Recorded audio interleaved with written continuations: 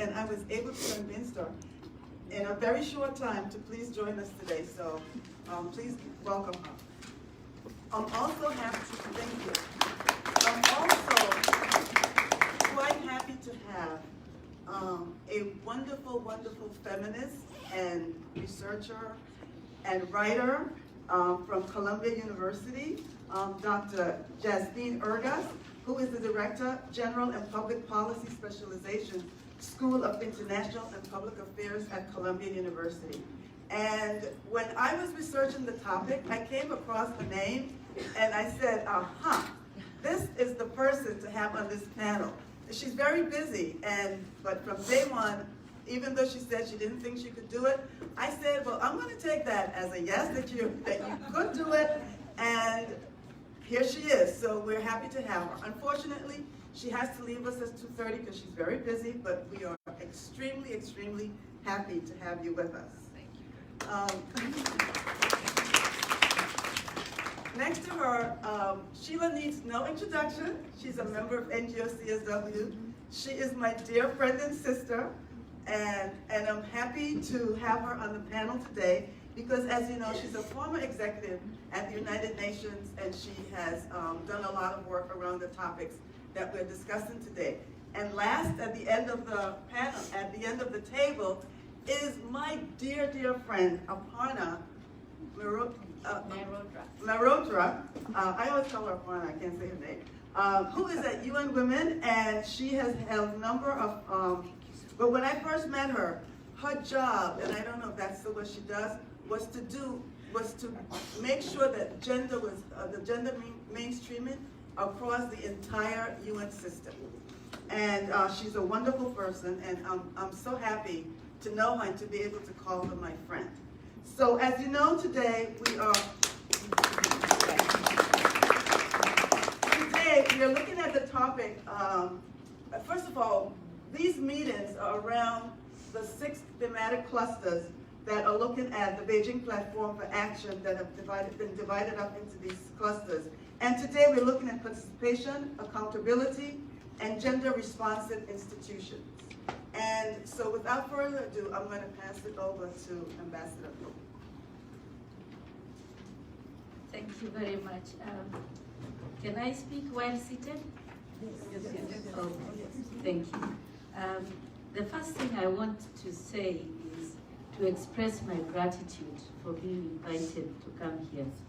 I must say that Yvonne is a very dear friend, and she is actually the one who has finally succeeded to get me out of my self-imposed retirement of some sort, because she came to me and told me, really, you must do this because it is critical and you are my last resort. And knowing her, I've always wanted to participate in the work of NGO CSW because I know how important that is. And so I said, what am I doing? Okay, I will come. So here I am. As many of you know, of course, I have been involved in NGO, in CSW for, well, last year's CSW was my 7th CSW. And I've participated in the Bureau of CSW, and I was also a facilitator of the agreed conclusions of last year. And the year before and the year before, I was representing the African group in the CSW Bureau as a vice chairperson, and therefore I have interacted in many occasions with this group. And I'm really privileged to be able to come and interact with you and share with you 1 or 2 points, and hope that we can have a more interactive discussion around whatever issues you want to ask me. I'm very happy to do that. Yvonne told me I don't have to prepare a presentation as I used to. I'm trying to see how I can retrace and go back to my years of activism and advocacy. Before I became ambassador, I've been in civil society for over 30 years. So I do have a little bit of knowledge of the importance of advocacy and importance of activism. And I also have my country for which I can share some examples of how activism does make a difference in the work that we do, and why it is so important for NGOs, civil society organizations to keep holding governments and member states accountable for every action that they take. I know this because it is not possible to effect change. And one of the perennial struggles that we have always had is the change that is required to change attitudes, to change people's perceptions on the issue of gender equality and empowerment of women. And it's been years and years that women have been struggling towards equality. It's not equality as in sameness, to do same things as men do, but equality of access to opportunities and access to all resources and so on that exist at equal footing. So I don't want to define anything, but I'm just going to share with you what I think are some of the achievements that we have made. A lot of times, those who work in this field of women's rights, girls' rights, women's empowerment, economic, political, and otherwise, always focus on what they can do for the movement, not essentially what they can do for themselves. Of course, there are a few of us who focus on what we can do for ourselves, but the biggest gains are through focusing on what we can do for all of us, because it does make a difference. I will say this because when you persist on trying to achieve an objective like gender equality, you have to divide it into small little struggles or battles. You cannot have a big one, because then you don't succeed. When you cut them into small bites, you can actually win small battles each at a time. It is frustrating because when you have so much to achieve, if you look at it, it can be overwhelming. So I will give an example of the movement in Kenya. We have been, many of us were drawn into the women's movement, not intentionally, like myself. I found myself there because I was a woman, period. I am a trained lawyer, and when I went to school, when I went to university, the first year I went, I was, I think, the first woman from my district to go to law school. And therefore, I started seeing the differences. I started seeing the differences between men and women when I was a little girl, because of the way women and girls are treated differently in our villages. And I know people who have grown in African countries know the incredible differences that are institutionalized or through socialization since when you are very little, that it becomes almost normal. But then you realize the more you get educated, the more you go to school, and the higher you go in academy, you realize the differences. They start hitting you. And then one day you go to school and somebody says, oh, you are the first girl to leave this village to go and study law. Oh, then you say, actually, it is true. And then you start asking, why? Why is that the case? And those are the questions that I have lived with. I'm still asking why we haven't achieved equality, because I'm sure all of you do. But one of the ways that I got involved in this is through my law degree, is to identify what has the best or the biggest effect of achieving change.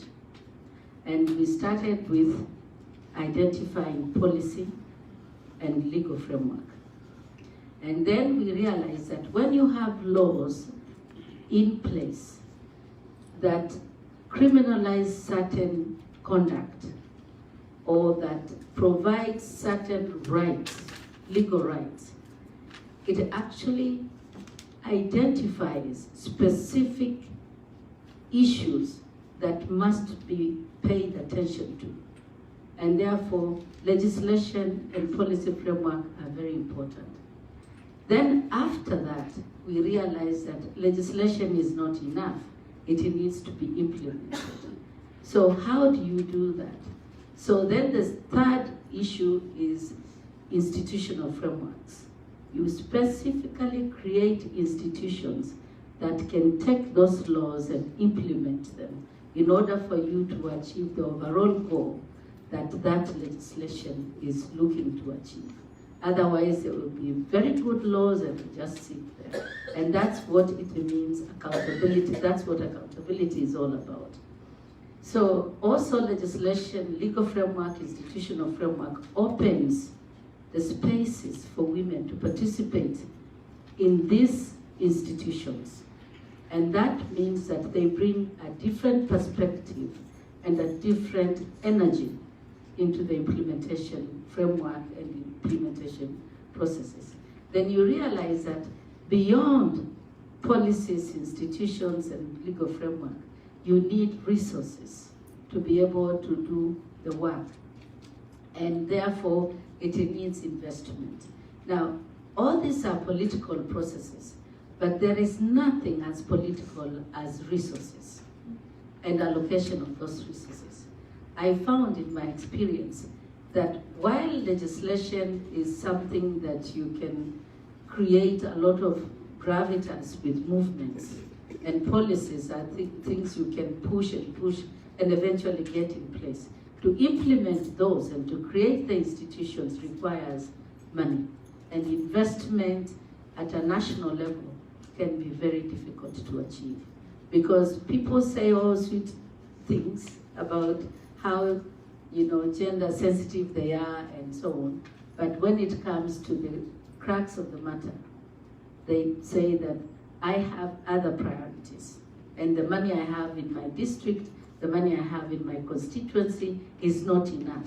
So how do you harness this money at a national level so that you don't have to speak to individual politicians about allocation of resources? Is you focus at the national budgeting processes.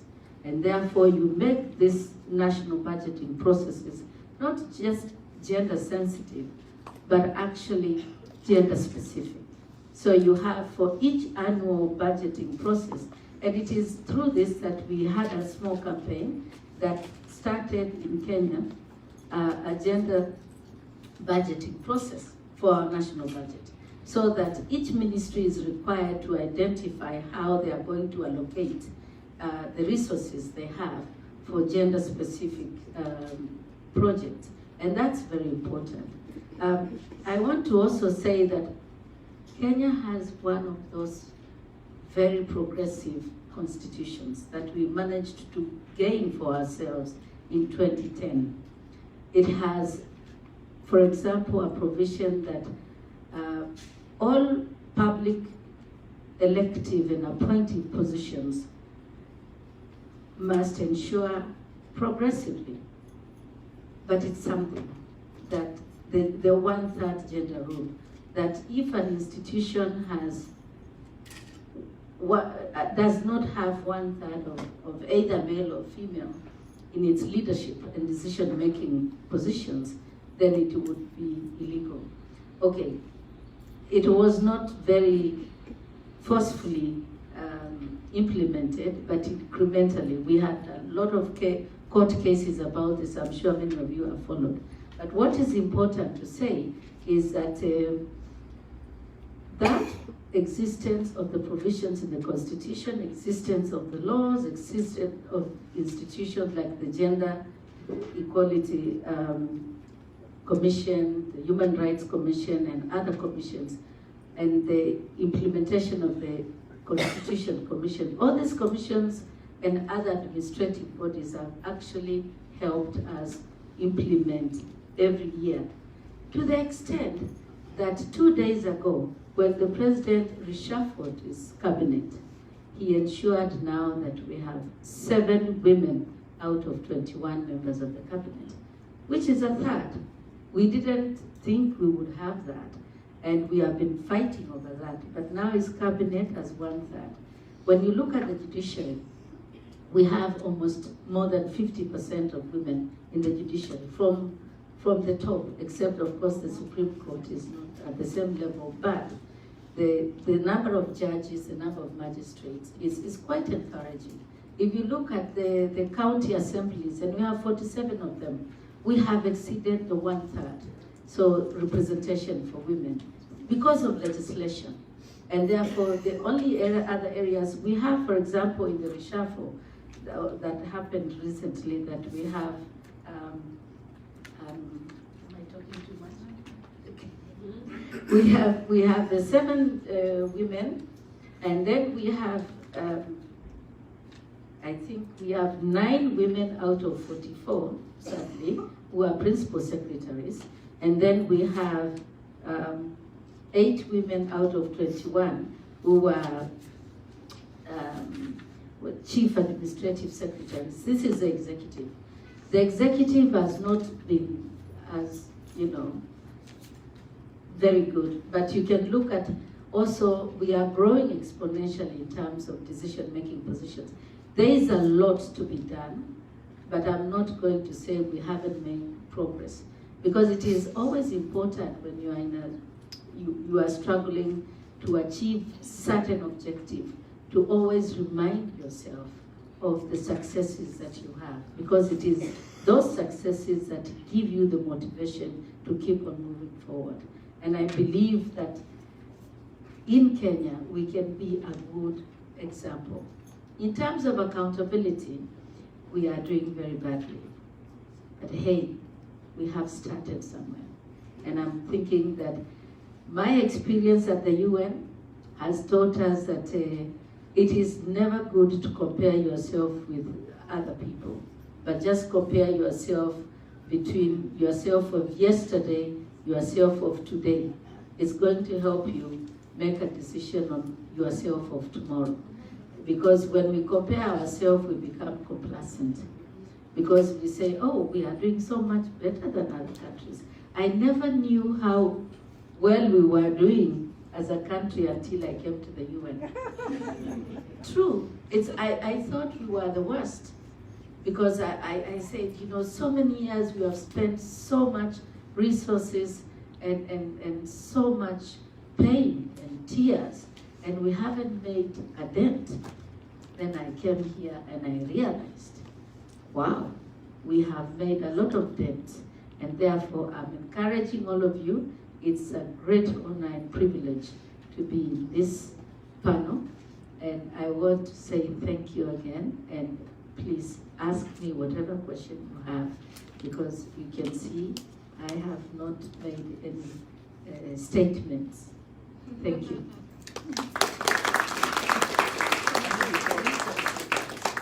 Thank you, Ambassador. That was very interesting and very enlightening, and you had so much to say.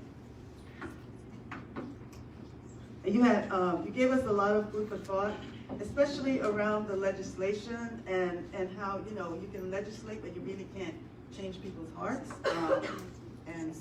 And also your ending statement about the comparison, comparing yourself to others. But thank you so much. And now I turn it over to Yasmine. Yasmine. Thank you. I think it works best. Thank you. Hello? Yes. Yes? Okay, well, thank you very much. I'm delighted to be here. I've wanted to come to these meetings for a long time, and I'm very happy that Yvonne had the patience to wait for me to be able to say, yes, I can actually make it, at least until 2:30. I apologize to everybody for having to leave early. Like the ambassador, and I so much appreciated your speech, I also believe in small steps, and in trying, and sometimes you don't even know when you've taken the first small step. So my experience is somewhat different, but similar in the sense that when I was very, very young, I was working in a research institution. I had just arrived in Rome, which is where I'm from, and I was given to analyze the social statistics on education, because every year my research center, which was the most important social policy research center in Italy at the time, developed a report on the social situation of the country. So I took the statistics that we were being given directly from the Office of Statistics, and I did a comparative analysis of the trajectories of girls and boys, which seemed to me just part of what one did. And when the report came out, the newspapers had big headlines. For the first time, Censis analyzes the difference between female and male achievement. I was like, really? That's really astonishing. But that was just a very small step. The reason I recount this is not just because there's a virtue in doing what you can whenever you can, and sometimes it will seem obvious to you, but because of the great importance of knowledge.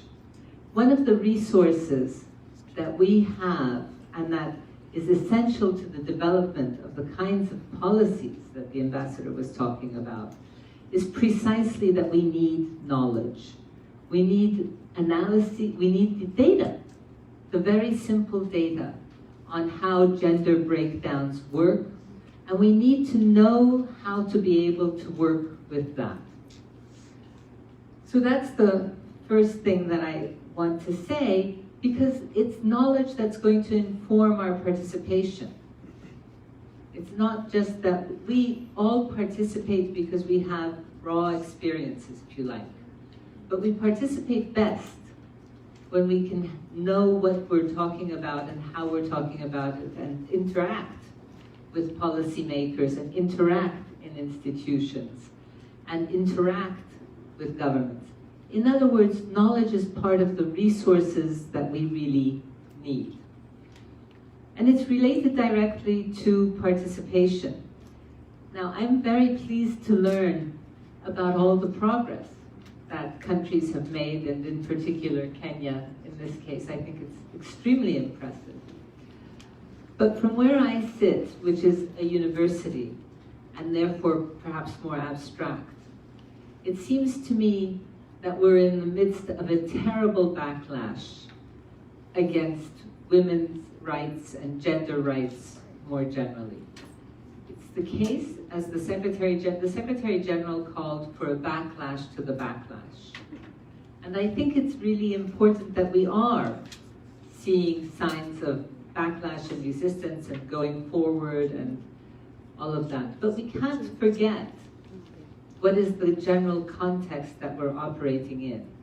When we operate in a context in which government after government after government seems to think that it is okay not just to go after gender-related rights, and in particular the rights of women, but that it's okay to restrict the spaces for civil society mobilizations, then that's when we're really in trouble. When civil society organizations are not able to obtain the right registrations, when they're subjected to vexatious conditions, when they're required to have a certain kind of leadership, when they're not allowed to connect across borders, and so much of the women's movement's strength has historically, even in the 19th century, come from its ability to forge transnational coalitions. That's when we really have to worry. And the studies of what is happening now in one softly authoritarian government towards another more overtly authoritarian government all start by showing us the restrictions on the spaces of civil society. So participation is fundamental, but you need the conditions for participation. And that's something for which I think there has to be, about which enormous vigilance and really a concerted effort to push forward. So then there's a narrowing band for civil society, including for women's organizations, in far too many countries. And that impacts resources like knowledge, but it impacts your legitimacy, your ability to stand in the public or the institutional square and address both the people, your constituents, the people whom you work with, whom you are part of, and also the leaders of your country. In the long run, when we don't have participation, we also don't learn how to participate. We don't know how to make the levers of politics work. Exclusion breeds more and more exclusion. And so I believe that this is a very, in many places, this is a very dangerous moment. And that draws us to a problem that I think we address and we have difficulties addressing. And that's the problem of persistent marginalization, the problem of the difficulty of having women's voices be heard and become effective. I think that in this moment, one of the things that is happening is the reinterpretation of many of women's rights in a key that is contrary to the rights for which so many of us have fought for so many years. I think that that's especially true of the rights that have to do with women's, what I call women's habeas corpus rights, the rights to your own embodiment. And we see that again. So the studies on what's happening now tell us the space for civil society is shrinking. They tell us that there's concerted action against the measures that have been put into place to protect women from violence, in particular in the domestic sphere. That there's a real risk of re-legitimation of the spaces of the family space as a space for private action that can also be violent. Look at Russia. Russia's substantially decriminalized. Intimate partner violence, not entirely, but what a step. How in the 21st century do you say, oh, this is a minor misdemeanor? So I think that the right to be secure in your body, whether we're talking about reproductive rights, or we're talking about violence, or we're talking about anything that you wish to think about the integrity of your body, is essential to the ability to be citizens in today's world. And we need to defend that whole constellation of rights.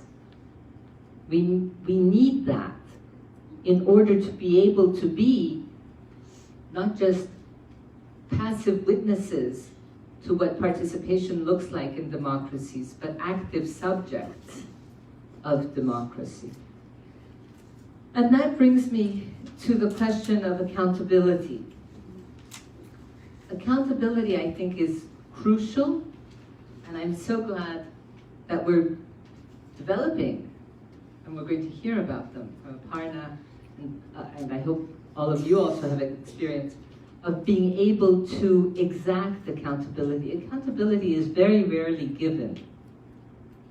It almost always has to be pushed for, checked on. You need to be present in order to get an accounting of what has been done with the resources that have been made available in your name and with respect to which you are entitled. And so I think that that's really extremely important, and at the same time that we have to be wary of things that have been noted in the past 10 years. For example, box ticking. Yes, we have 3 women, but you know, if those 3 women are there because they're somebody's relatives, it matters. Now, it may well be that 3 women who are relatives, I'm a relative of somebody too. I'm not sure my relatives always expected me to say what I say. But, you know, that's not a way to ensure presence and to ensure what I think we need, which is actually power. And that power has to be articulated through gender-responsive institutions. I think it's fundamental that we defend CSW, as you all know, because you've been so involved in it for a very long time. CSW has become more contentious, more difficult. Last year, I'm sure I don't need to tell you, it was hard. And I'm not saying that I don't think there ought to be lively debate, but what there needs to be assured, and I welcome all points of view, what needs to be assured is a civilized process through which voices can be, in fact, heard. And that's related to gender-responsive institutions. So the third thing that we're learning from the studies of this present moment is that gender-responsive institutions, in particular, the institutions that are meant to, the national machineries, that are meant to represent women's interests, in too many places have been defunded, marginalized, given a lower status in government, and especially dismantled, sometimes to be reintegrated, for example, to reappear as a sub-office of the Ministry of the Family. But women are not just the family. And God knows the family is not just women. And so that's the third element in this agenda of participation, accountability, and gender-responsive institutions. They all go together. But the backlash against the backlash has to be a knowledgeable and informed response that looks for what are the institutions, what are the processes, what are the ways to defend the space for the civil society that you all represent, and without which really women's rights not only cannot go forward, but will surely continue backsliding. Sorry to be a downer in this, but I think that we have to mobilize to go forward.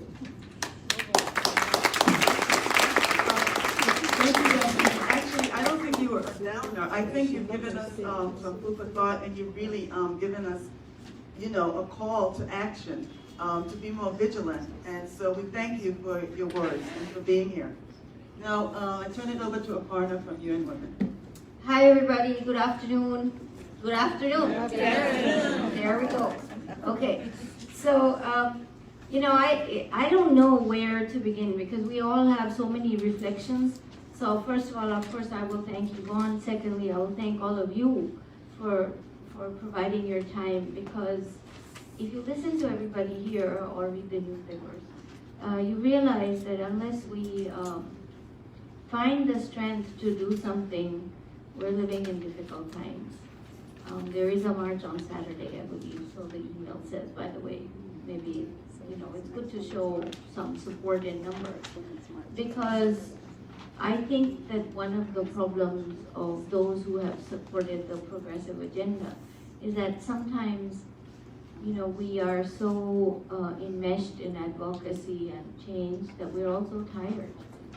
And how do you overcome that fatigue? I mean, just carrots and peas and vegetarianism and all doesn't quite do it all the time, you know.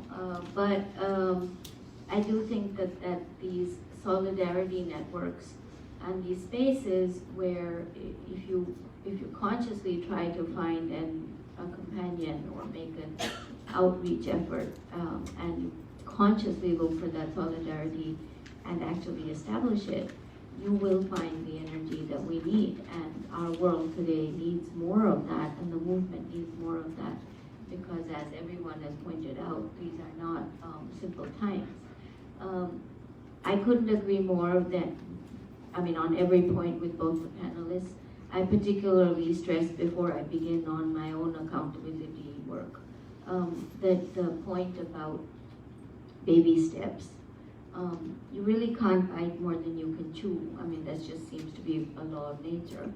And the cause is very big and the requirements are very large. Therefore, it's very imperative how you structurally break down your situation. I don't mean personal situation, your situation of work, of furthering the cause, into something that is structured in a way that is small, manageable pieces.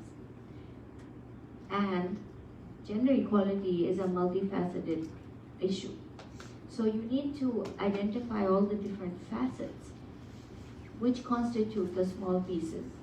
And then you have to create similar networks for each of those pieces. Now, this is exactly what in 2012, I and another colleague who's not in the UN, we actually began to do. We had no help. We just, I was in UN Women. It was the first year it was formed. We had a mandate for accountability, and I felt that, two things. One is nobody really knows how to do this. So if you can navigate the chaos, you actually might be able to put forth a system before people wake up and start finding problems with everything. This seems to be a culture, let's find the problem with whatever's proposed because it makes people feel smart or something like that. So, that was, I'm not even joking. That's what I did. And then, secondly, I created a network within UN Women, within the UN system, which is 69 entities. And we use them to champion these issues of what was an accountability framework. So what is this accountability framework? What we did in the initial stage, there are two phases to this work, so I'll speak about the first 5 years very briefly, and then I'll add on a little bit of the second phase, which is only a year old. So in the first phase, what we realized, and I think as an advocate you realize, you can't necessarily effectuate the change in the domestic sphere. But the one thing about being in the formal sphere is that you can structurally introduce models and force institutions to speak and appear to do what they feel politically they need to do. It would be better if they were genuine about it, but I do think if you enforce the behavior, the attitudes follow. And I do think that's, in a way, what underpinned the accountability framework.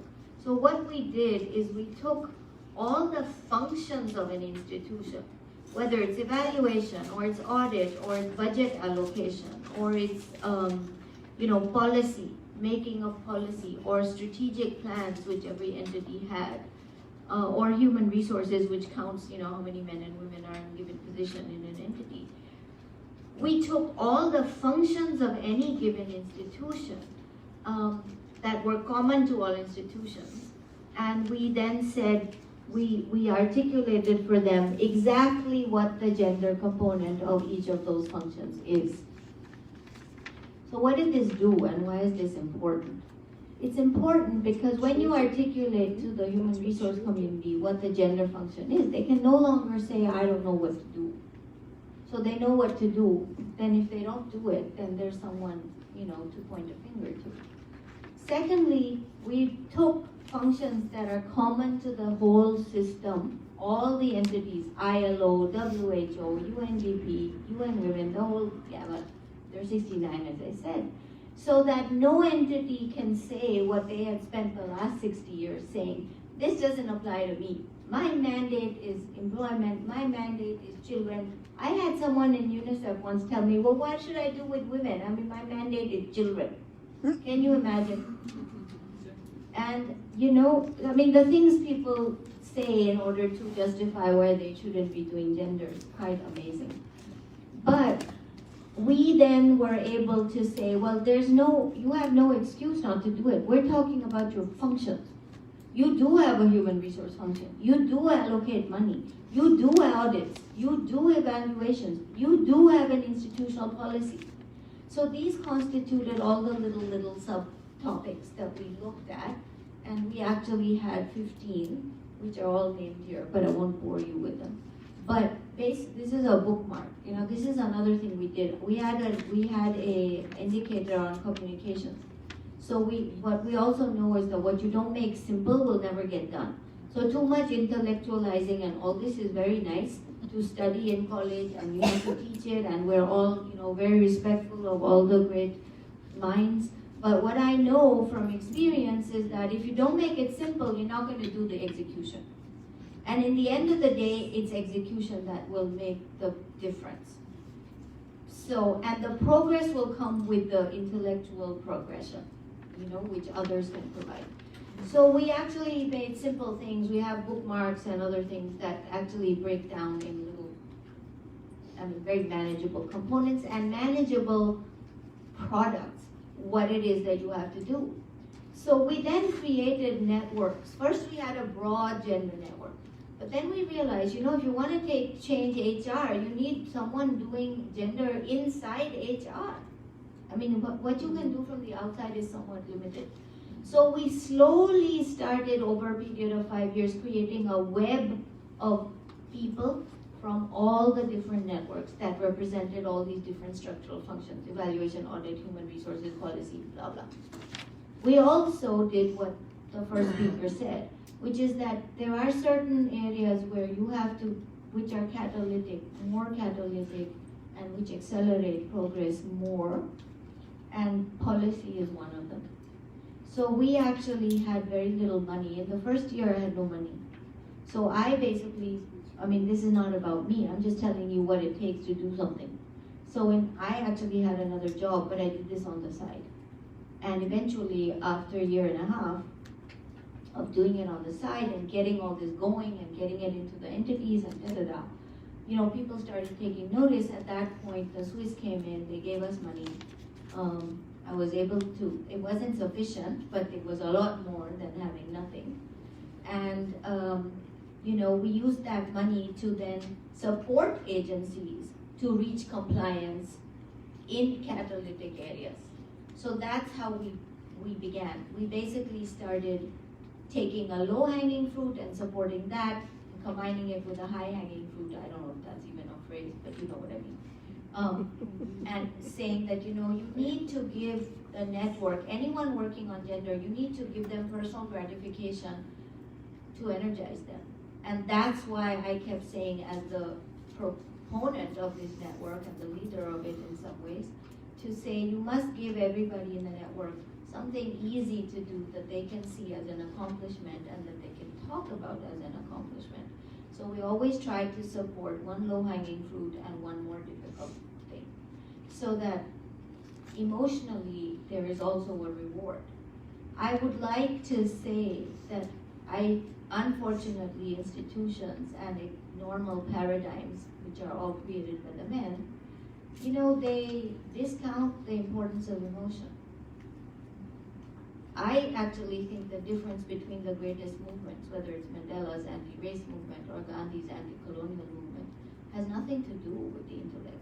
It is the power of their emotion that has fueled these movements. Everyone knows how to think, but everyone doesn't do. What is the difference between the doer and the thinker? It's that emotion. So emotion is not to be sidelined. But although the UN's no different, it's difficult. You can't really talk about emotion terribly because then they label you as this emotional idiot.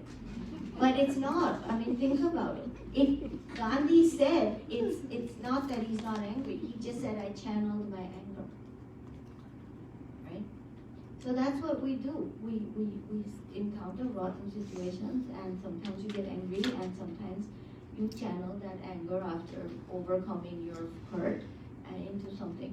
So accountability frameworks in a way do that. And within the frameworks, I think one can talk technically about a lot of things, but what I believe made the difference is keeping the networks, generating the networks, ensuring that there's solidarity amongst them, and being a leader who insisted on support and responsiveness. So if I couldn't, with my own team, eventually I had a team of 3. It took me 5 years and I developed a team of 3. But basically, if you don't respond to people, you marginalize them further because they're already marginalized. So if they write to you at 3 in the morning and by 7 in the morning, you can even say, hello, I got your email, I'm going to do what I can for you, and I also say I can't do anything. It's still acknowledging them. It is still keeping them in the fold. And this cannot be, I cannot emphasize how much this matters. It's a small thing, but it's not a small thing. What is small for me may be very big for her. Somebody else, what is small for her may be very big for me. So I actually think that other than the intellectualism and the structure of having a framework and the difficulty and also the courage of navigating the chaos and believing in an instrument and pushing it forth, which was never done, one of the things that I would advocate is that there is no point in announcing the baby at conception. When the baby is born, then you announce it to the world because then the baby won't be killed. You see? And this is really an important point because people tend to speak about what they're doing, and if you have detractors, and we all know gender has detractors, so if you start bragging about the slightest thing before it's actually undertaken or formed in sufficient form to stand on its own, you're likely going to risk losing it. So I keep saying to people, there's no need to brag about the baby at conception.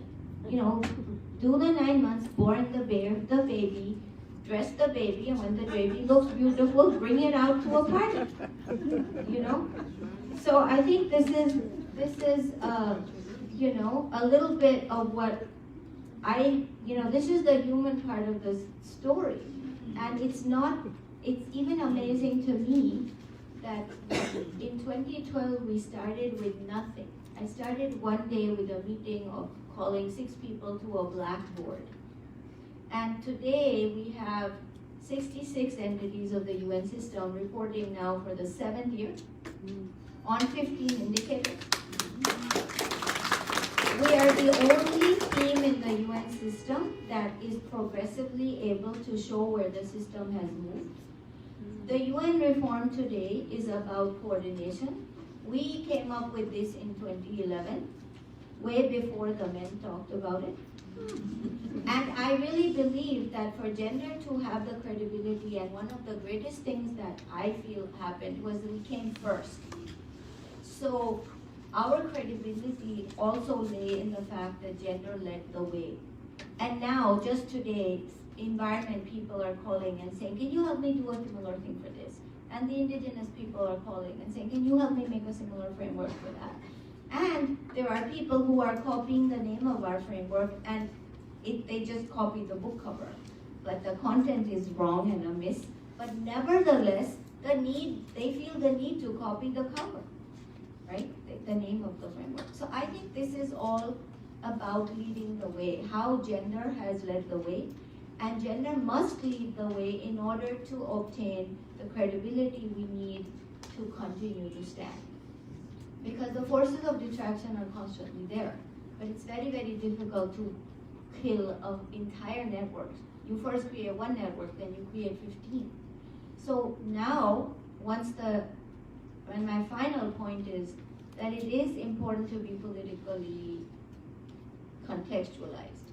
So when the world started speaking about the SDGs, and that became the lingo, I realized that because we're a bureaucracy, you got to attach to that lingo. If you don't attach to them, they're going to ignore you again, and you won't have a space. So what did we do? We said 5 years of the first phase of indicators finished, and we introduced 3 new indicators connected to the SDGs. So we started saying, well, now we have the framework and it's SDG relevant. So we did that also 2 years before the reform and before people did anything on results for SDGs. So I do believe that committed people are forward thinking, that their forward thinking ideas have a space, that we should have the courage to follow those ideas, and that if we break down those ideas into smaller steps, we will achieve. Thank you. Thank you. Thank you, Aparna, for that. Remember, no point in announcing the baby at conception, and gender leads the way. And also, can we get some of those bookmarks? Yes, yes. Priya has some. Okay, thank you. And now I turn it over to Sheila. All right, let me see if I can top this. Yes, you can. You're gonna do that. So the theme is creating a gender equal world by shifting power through participation and accountability. Firstly, I felt that I had to unpack the title. And then I contemplated, shall I address the topic within the framework of CEDAW, of which I lead a phenomenal leadership group of women here in New York City? Or shall I address this within the framework of women in media? And I chose the latter. Let me begin with the gender equal world. And bear with me, don't throw any eggs on me. It's not going to happen. You believe that? When we speak of gender and equal in the same breath, we're basically talking about human rights for everyone. And when everyone has equal opportunities, equal access to education, regardless of race, religion, etc., wherein lies the seeds of equality, we will have a gender equal world. So I'm talking about the two sides of my mouth, right? So gender equal means, and we heard a lot of it here, equal rights for men, women, boys, girls, other genders, and people with physical and mental constraints. True? Right. Now, I'm speaking to intersectionality then. Kimberly Crenshaw coined the term to reflect the multiple inequalities faced by marginalized groups, especially Black women. It goes to show when you treat inequality as being mutually exclusive, what you end up with is what Shola Moshag Bamimo puts it, is enforcing discrete forms of oppression that was addressed here too, or that are enabled by each inequality. And you were breaking down those functional areas and so on, which herein lies inequalities and so on. As women leading organization, I wondered we should do a self-check through an international lens. Then and only then we can wipe out outmoded, entrenched, and pervasive, a word that you use. I thought we were talking before or something like that. Patriarchy. However, it is not just about patriarchy that we should cry all the time. It is also about women oppressing other women. Human rights is an entitlement, and we shouldn't forget that. There are many people walking around that don't even know that their rights are being violated. They think it's the norm, right? There's no guarantee for access to them. So we need a paradigm shift with respect to human rights guarantees, which are embedded with the principles of CEDAW and in the SDGs. Shifting power. I'm dissecting. Shifting power, I found the phrase shifting power problematic. I don't want to shift power, for then I'm liable to create an imbalance. I just feel, and I call up friends and I've been talking about it, and I see a seesaw, and I was afraid of seesaw when I was little. I'm creating gender inequity in another way. Yeah? My friend Frida said last night, I don't understand what you're saying. And I said, yes, because the seesaw goes up and it goes down, it goes up and it goes down, and I don't want that because we're talking about equity and equality, right? And then she talked about what a social psychology teacher taught her about rats in a maze, teaching maze to rats. We all know that, right? And you want to change the direction of that the rat is used to. And so what you do is you flip from right to left, right? So really there's no change. The direction is the maze is the same.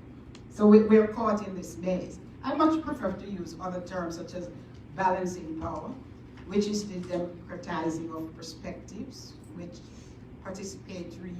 through participatory means. To make this happen, we need the media, right?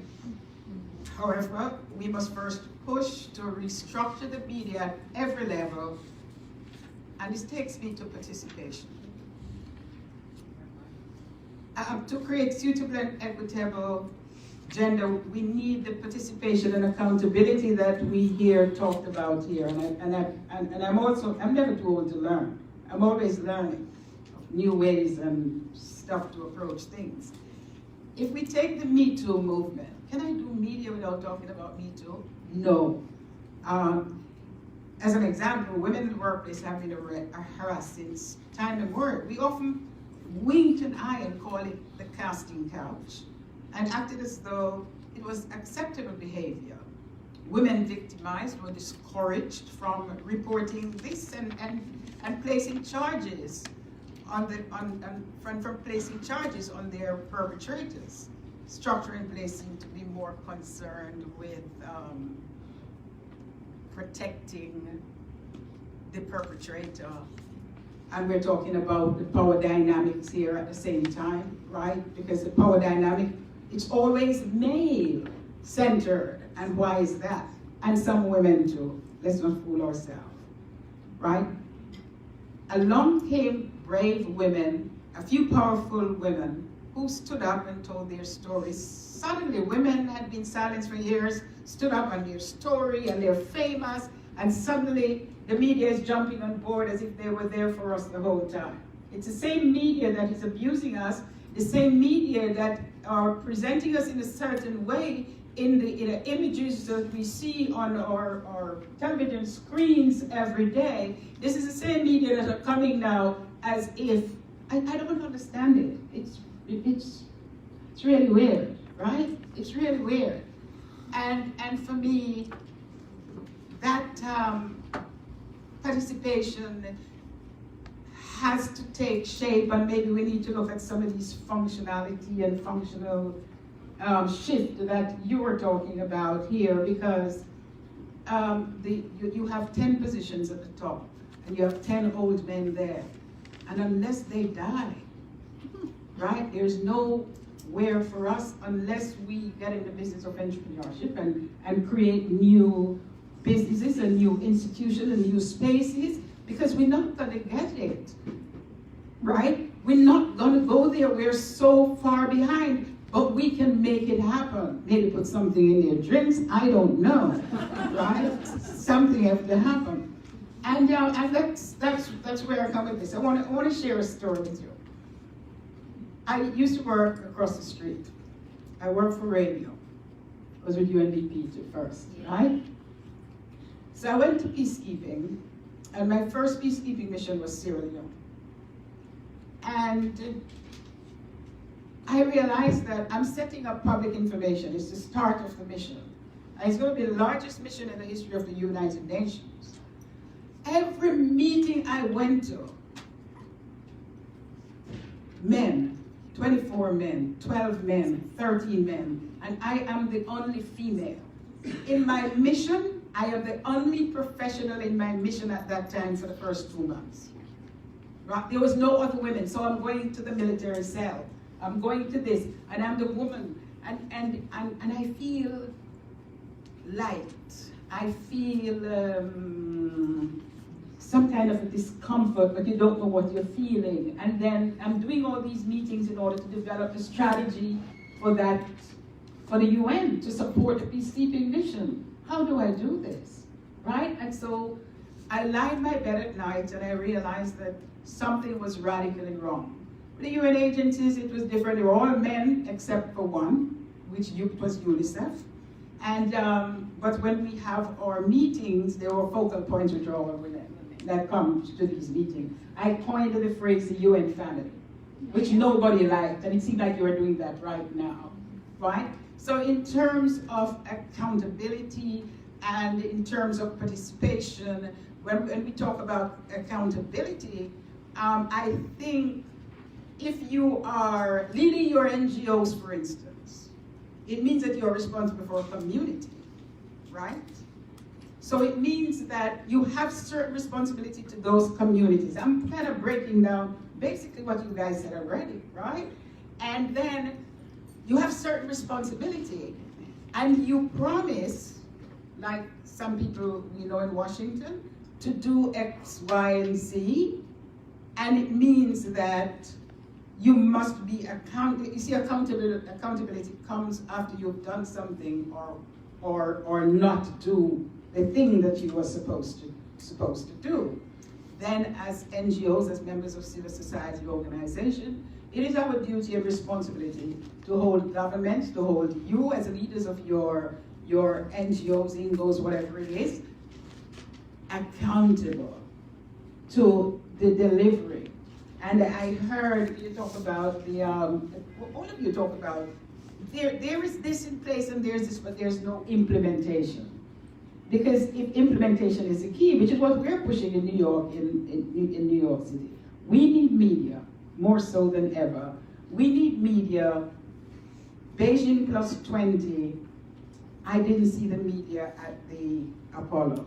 It wasn't their interest. They weren't there.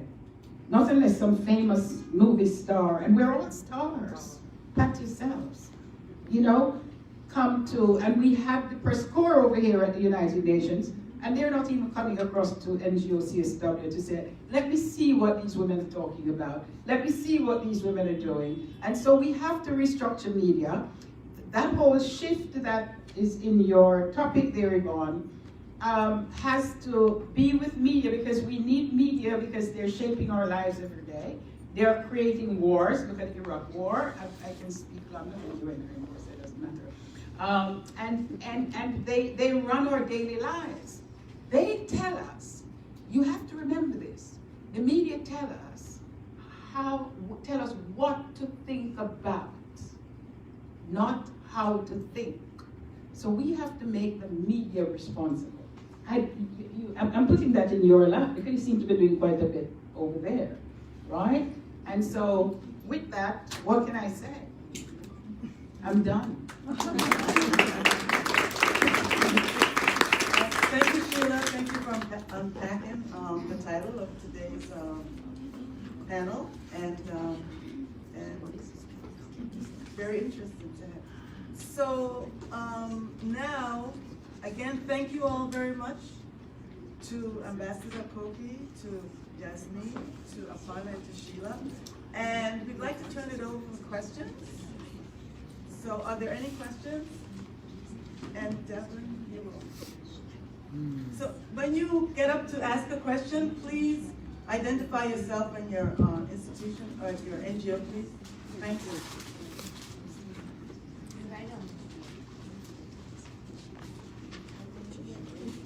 I guess the question that I would like to have it directed to our panel. Sheila, Queen Mother has something to say to you, especially when you mentioned the Apollo Theater, which is in Harlem. And as you know, the women are coming back to Harlem for Beijing Plus 25 for Consultation Day. And I guess the question is, how would you guide us as women who've been in the media for such a long time and understand the whirlwind, how it works, of how the best usage for the media? And to our ambassador from Kenya, I'm very much interested in that question, and I want you to know that we miss you at my party after 50 years here at the United Nations as a humanitarian. But don't worry, I'm gonna be partying for the next 3 years, so you have time to catch up. Okay. And so there again, can you tell us how we can use and mobilize that power base for us to implement what we're doing in terms of the best practices we want to present to the world? Thank you. I'm terribly sorry, but I have to. Use some of this.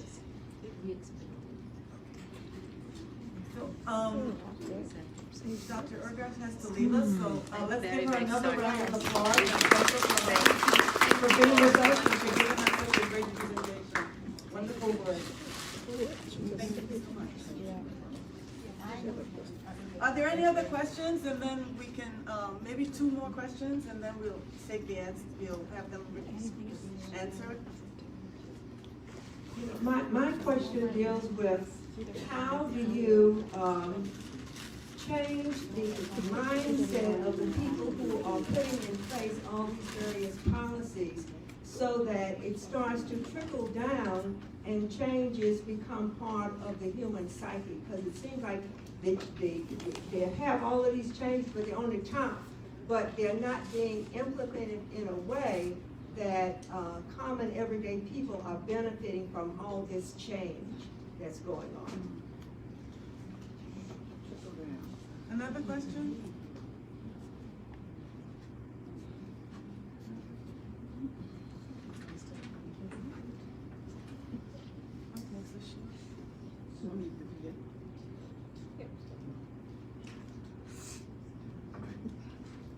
I begin by answering Queen Mother. Where is she?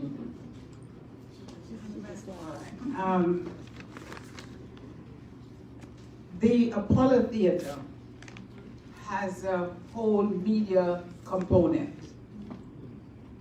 And I think, Queen Mother, you're there in Harlem, and I think you should tap into that and get them to be partners with us on the CSW Consultation Day.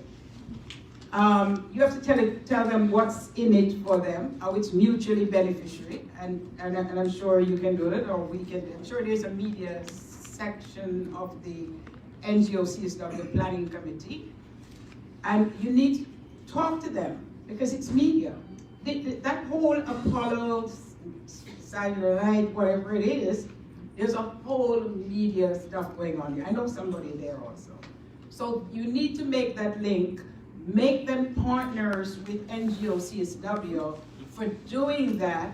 They may add something that you don't have already that the rest of the media will grab on to. So explore that and see. No, I just want to, not on the media. What was the other question? I wanted to answer her. Yeah. I don't know if I fully heard your question, but I understand you're asking how does this trickle down to anybody? Well, in principle,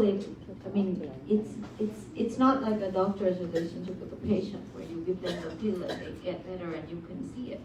But I do think that the institutions, at least institutionally, when we put gender in everything and mainstream gender, we put a certain pressure on everyone who is working in the country level and the government to answer to these indicators. Because they all like to, nobody likes to say they did nothing. So when you say, well, to meet this indicator, you must have a sexual harassment policy. Or to meet this indicator, you must have a gender policy for your institution.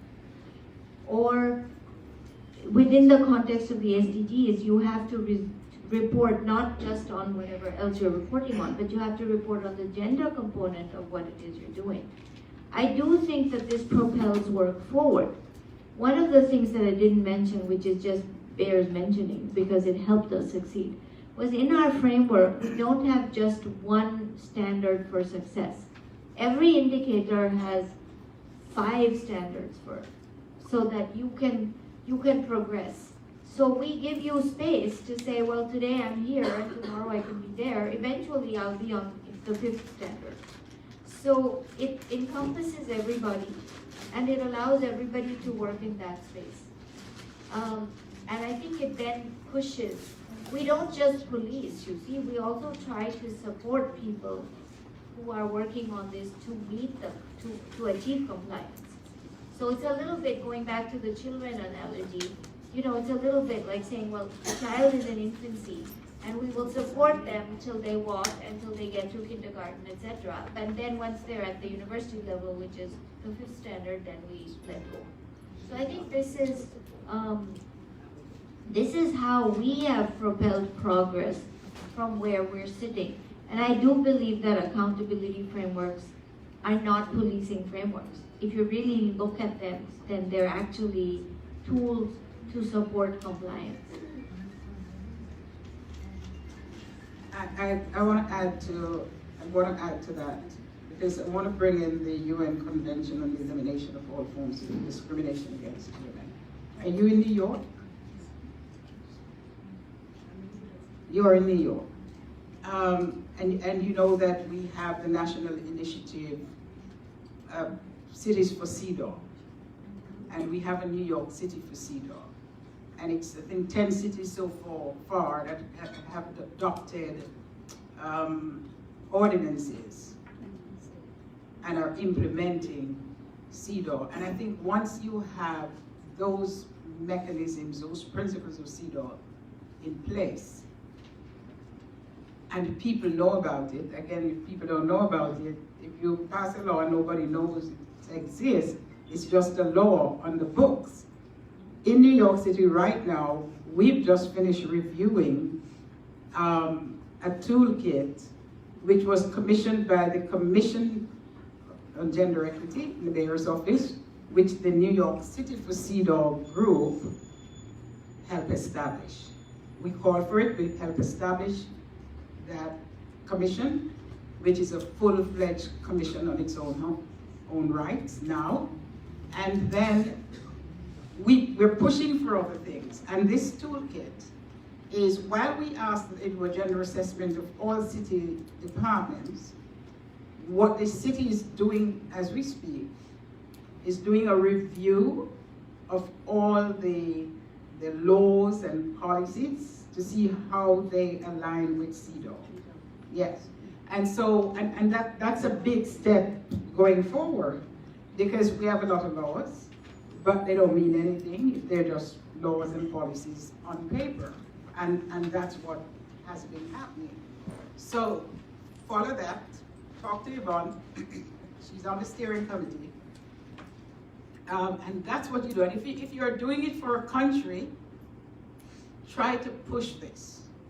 Because I know that, for instance, Sun Young this is her baby, and she's all around talking about Cities for CEDAW. You need that. Tie that in with the SDGs, which is governments. And if governments don't live up to the plate by 2030, it has to be a local initiative before 2030 for that to happen. We have to take back the power. That's the only way we're going to get equality in some way. Thank you. Thank you very much for your question. I would like to try to answer. I think it was working, but anyway, thank you. To answer the question relating to change of mindset of policymakers to make it part of their side. The first point you have to understand is that a lot of times policymakers, even women, not just men, may not actually understand some of the issues that perpetuate gender inequality. And therefore it is important to create awareness of the issues so you unpackage them in such a way that they can understand first what are the issues, how they can integrate these issues into the policies, and how they can be able to communicate these issues to their staff and others. You want to identify and create a constituency of policymakers with political goodwill. For example, leadership. For example, in Kenya, the movement has always been focusing on trying to create awareness on disparities, the differences between women and men, why it is important to think about certain healthcare products for women that are specific to their biology, and certain products for men that are specific to their biology. For example, it is not enough to just appoint women in the cabinet. So it was important to educate our head of state that when you pick women and appoint them in the cabinet, it is even better to have one or two in important, influential cabinet positions. For example, the 7 he has picked, and this makes a lot of difference. It's not just about those women translating what they know from their experience and trying to influence and change the mindset of the men that they sit with in the cabinet. Because it is when you have people who are not the same as you in a process, you always are aware of that unconsciously, because you look at them and you can see their facial expression when you make a statement. They will say like, oh, I'm a mother. No, you can't do that, or you can't say that. And it does make a difference. For example, now in Kenya, the 7 women are in foreign affairs, the Minister of Foreign Affairs, the Minister of Defense, the Minister of Water and Sanitation and Irrigation, very critical places, the Minister of Sports, Culture and Heritage. Sports, you know, Kenya, this is a big issue for us. And so you put a woman there and get it right. The Minister of Public Service, the people who employ the entire public service, the Minister of Public Service, Youth and Gender, the Minister of Lands, Planning and Physical Planning. And land is a critical issue everywhere in Africa.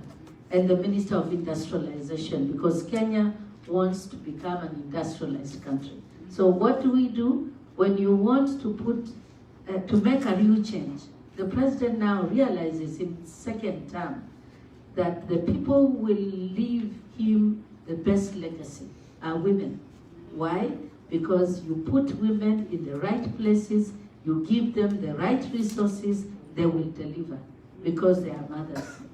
And they know that the future of this world is in their hands. And therefore we try to do our best.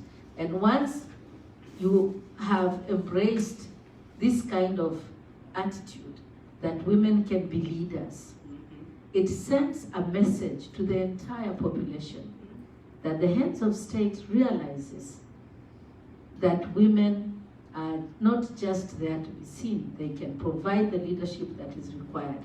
That's step 1 in changing the mindset. Attitudes and mindsets take a long time to be changed. It's not what you say, it's what you do and how you do it. And it's also what you say sometimes and how you say it, more importantly. So you do it by providing leadership from the front, from the back, from the side, and so on. So political goodwill is very important. The other thing is, when the women get there, we used to have women go to these big positions and then they sit on their laurels. It's not business as usual. After our 2010 constitution, you get into these public positions, you sit on your laurels, you are out very quickly. I'm sure you have heard about the story of our Deputy Chief Justice. She was appointed as Deputy Chief Justice, and after a while, she was impeached. Why? She went to a supermarket. After 9/11, every place you go, even in the church, you have to open your bag, you have to be checked and so on. So she went to a supermarket and thinking, So this young security woman guard requested her to open her bag and asked if she could be checked. Of course, she knew she was a deputy chief justice. Even the head of state has to go through those machines. And so she said, she pinched the lady on her nose and said, you should know people. That alone removed her. It's just an example of accountability. The same thing, recently, the Minister of Agriculture, we had an infestation of locusts in some areas in the north part of Kenya. So the Minister of Agriculture was so, lackluster, saying, oh, if you see an insect that you do not know what it is, take a photograph and send it to us. So removed from people. Agriculture is the mainstay of Kenya. And so what happened? He was kicked out. The president removed him. He was fired. Because, accountability, these days, these are gems. There are very few examples of this nature. And we are very lucky that they are coming up. I don't know what has happened, but it is an indication of some progress. It's not enough, but these are examples of accountability.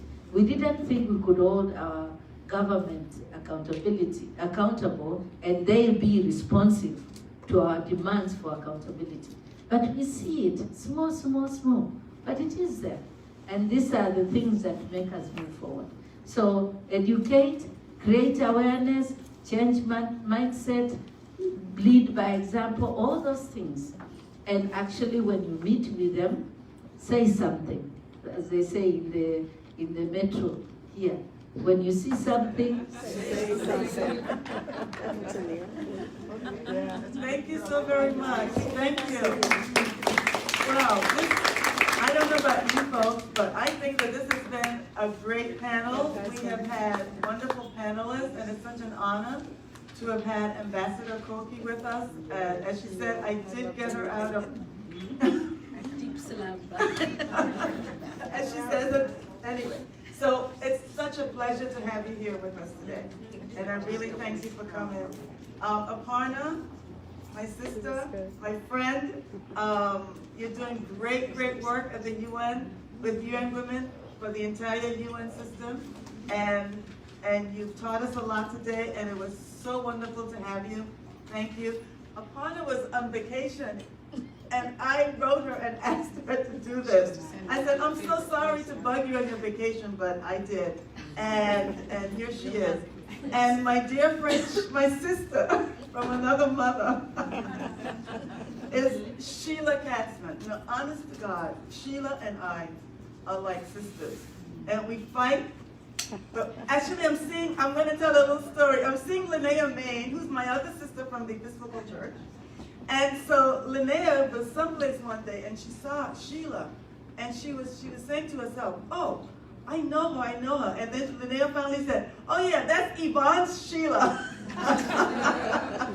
And usually when people see me, and Sheila's not around, they'll say, where's Sheila? And vice versa, where's Yvonne? So we are kind of inseparable here at the UN. So thank you for coming to my rescue today, and thank you for being on the panel. And thank you all for being here. And Queen Mother has final words. We want to really thank the work that the women are doing. I'm just getting back from South Africa, Cape Town. And the work that the women are doing, they are constantly talking about Kenya. Oh, thank you. And the best practices that the women are presenting to the rest of the women of the world. So we thank you again, Ambassador, for being here and being with us. One of our great women. Thank you. We all thank God. Thank you. Thank you.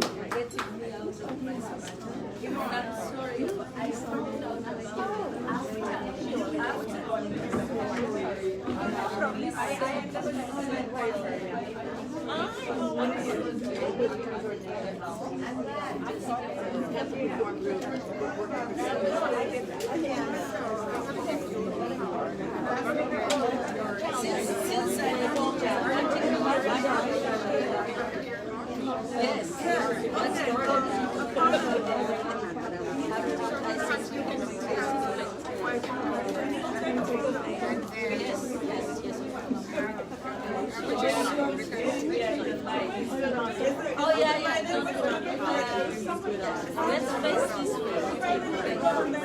changing the area, which eventually will help women too, but, no, I haven't.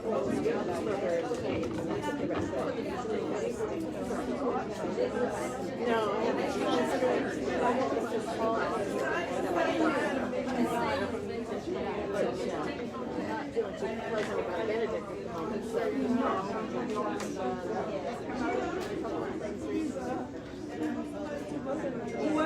Very gracefully, does he? When his secretary, this one, said he's really not awake anymore. He has been living out of his time.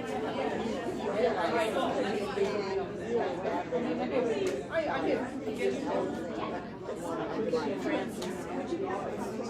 So there's huge, there's a huge thing going on now. It's more evident than usual.